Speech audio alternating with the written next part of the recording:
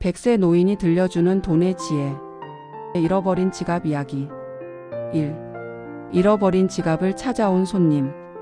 나는 어느 겨울 오후 동네에서 100세로 유명한 이정수 할아버지의 집을 찾았다.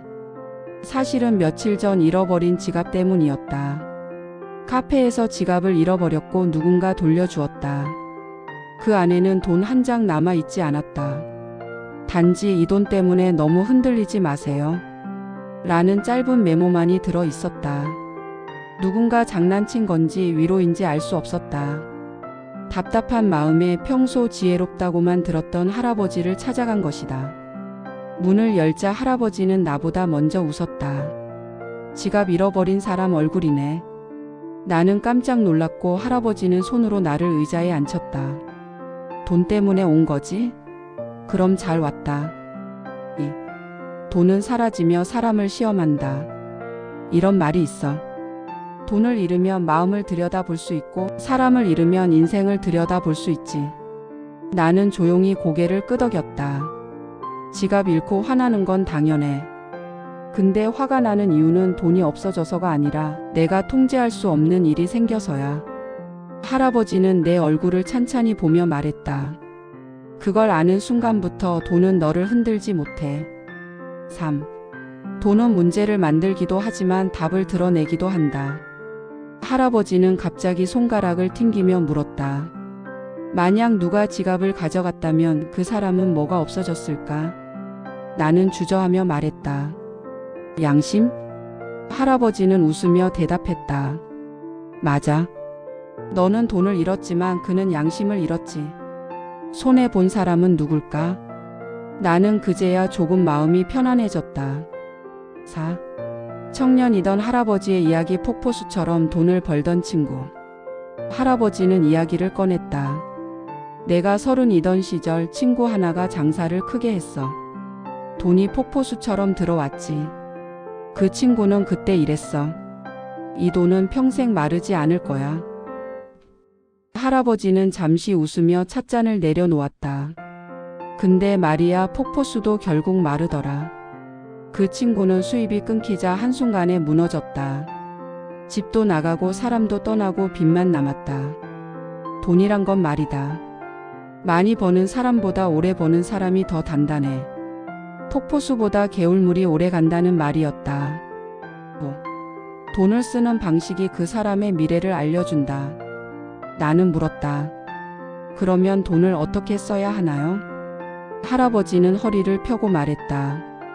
돈은 필요한 데 쓰면 너를 지키고 남들 따라 쓰면 너를 무너뜨려. 그러더니 이런 이야기를 들려주었다. 젊었을 때 이웃이 냉장고를 샀다. 할아버지 아내도 사고 싶어 했다. 하지만 할아버지는 이렇게 말했다. 우리 삶의 기준은 남이 아니라 우리야. 그 말이 할머니의 마음에 상처가 될까 걱정했지만 세월이 흘러 할머니는 오히려 이렇게 말해 주었다고 한다.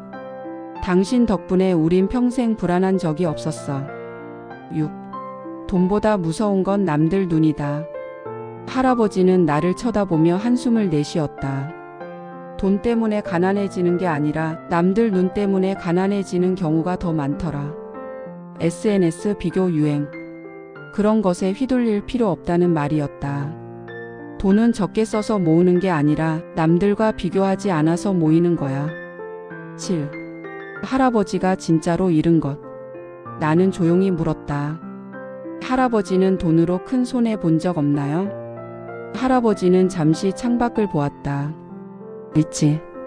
젊었을 때 사기당해서 큰 돈을 잃은 적이 있어. 나는 눈이 커졌다. 근데 말이야. 그때 깨달았지. 돈은 다시 벌면 되지만 그 과정에서 마음을 잃으면 그건 정말 끝이라고. 할아버지는 손가락을 가만히 세웠다. 그래서 나는 돈 잃은 것보다 불신, 분노, 증오 이게 더 무서웠어. 8. 돈을 지키는 가장 쉬운 방법. 할아버지는 갑자기 종이에 원을 그렸다. 여기에 내가 가진 시간, 감정, 체력, 사람, 내 삶의 자원들이 들어있지. 원을 3개의 영역으로 나누며 그는 말했다. 흐르게 해야 하는 곳, 막아야 하는 곳, 보관해야 하는 곳. 돈도 똑같다. 흐르게 해야 할 곳은 건강시간 사람, 막아야 할 곳은 과시비교 충동, 보관해야 할 곳은 비상금 꿈을 위한 자금. 이 단순한 원 하나가 모든 걸 설명하고 있었다. 9.